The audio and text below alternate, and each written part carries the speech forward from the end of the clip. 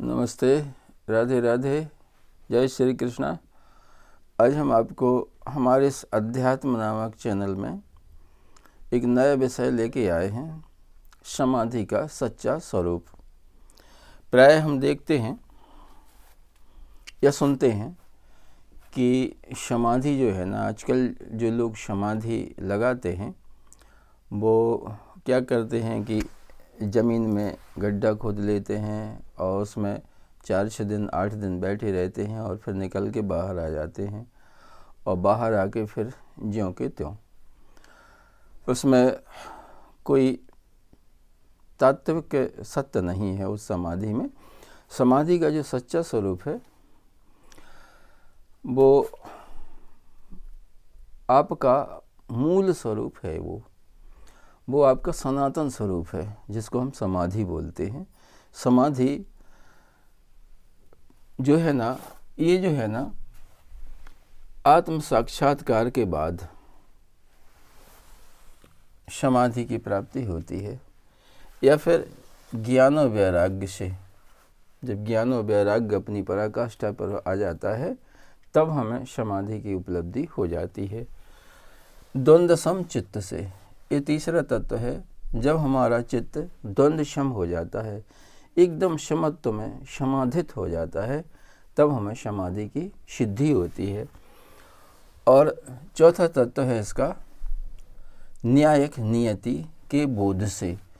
जब हमें प्रकृति की, निसर्ग की जो न्यायिक नियति है, जब उसका ज्ञान हो जाता है, जब हमें उसका बोध हो जाता है, तो हम फिर परम विश्राम की स्थिति में पहुंच जाते हैं और फिर हमारे जो है ना कोई प्रश्न शेष नहीं रह जाते हैं।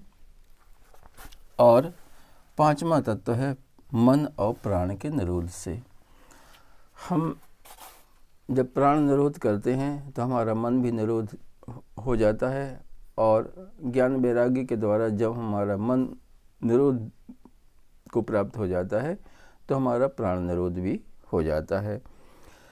तो ये जो समाधि का जो सच्चा स्वरूप है, समाधि का जो स्वरूप है, ये जैसा कि हम पहले कह चुके हैं कि ये आपका मूल स्वरूप है, आपका ये सहज स्वरूप है। और समाधि जो है ना, समाधि के विषय में बहुत ग्रंथों में, हमारे पुराणों में, हठ योग के ग्रंथों में, योग के ग्रंथों में बहुत जो है ना, पतंजलि वगैरह ने बहुत चर्चाएं की हैं समाधि के बारे में। ये धारणा, ध्यान, समाधि वगैरह, ये स्टेप बाय स्टेप है। ये साधनाएं सभी सत्य हैं और इन साधनाओं के द्वारा भी हमें समाधि प्राप्त हो सकती है। लेकिन जब हम आत्मज्ञान के लिए प्रयास करते हैं और आत्मज्ञान से जब हम किसी सद्गुरु के सानिध्य में रह के या किसी सद्ग्रंथ के सानिध्य में रह के जब हम साधना करते हैं और धीरे धीरे आत्मा का चिंतन करते करते जब हम आत्मा के तद्रूप हो जाते हैं, हमारा मन क्या है, अभी जो है ना शशपंद अवस्था में रहता है। तो ये जो शशपंद मन है, शशपंद मन है, यह जब निष्पंद हो जाता है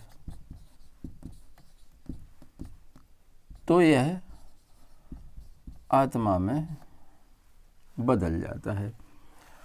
यानी हमारा जो है ना निष्पंद मन ही आत्मा है। और हमारा जब आत्मा जब सस्पंद होता है तो यह मन कहलाता है। मन और आत्मा में सिर्फ इतना ही अंतर है कि मन हमेशा शशपंद रहता है और आत्मा हमेशा निष्पंद रहती है। बस यही है समाधि और जागरण में फर्क।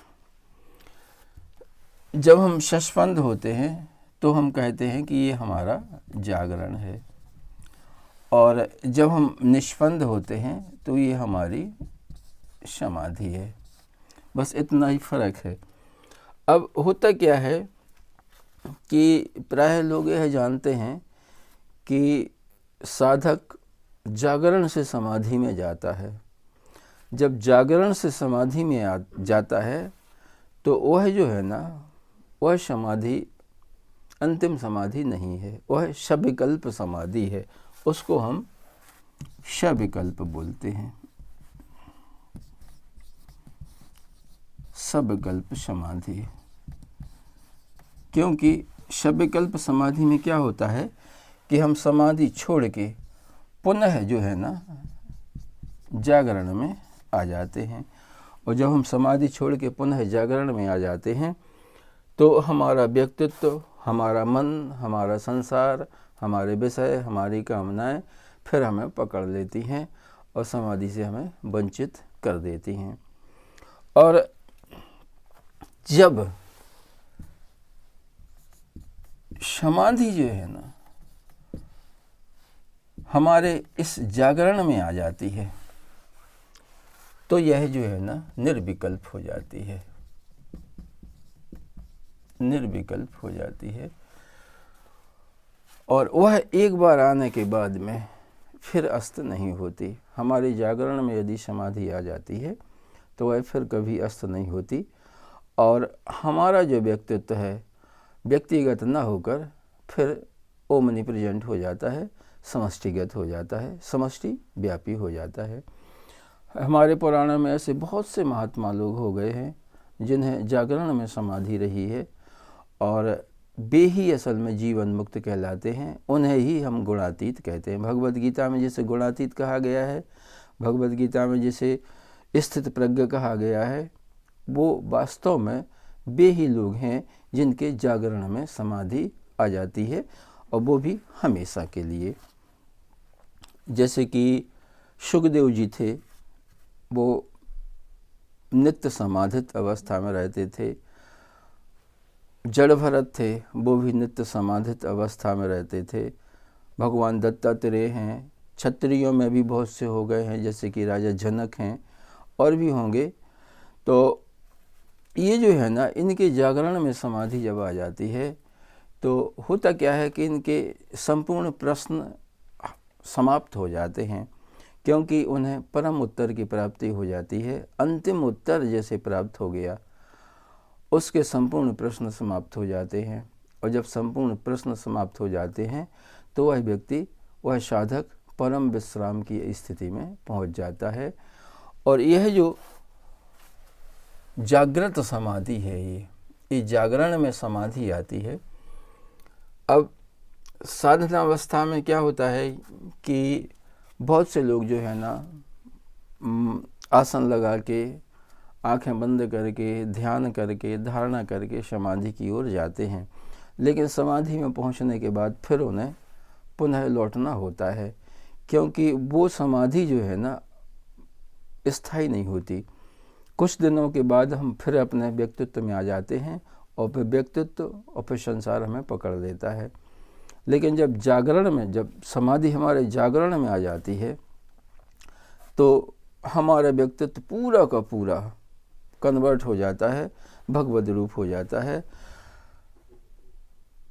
भगवान के मन जैसा मन आपका हो जाता है और भगवान के कर्मों जैसे ही आप कर्म करने लगते हैं। भगवान की बुद्धि जैसी ही आपकी बुद्धि हो जाती है।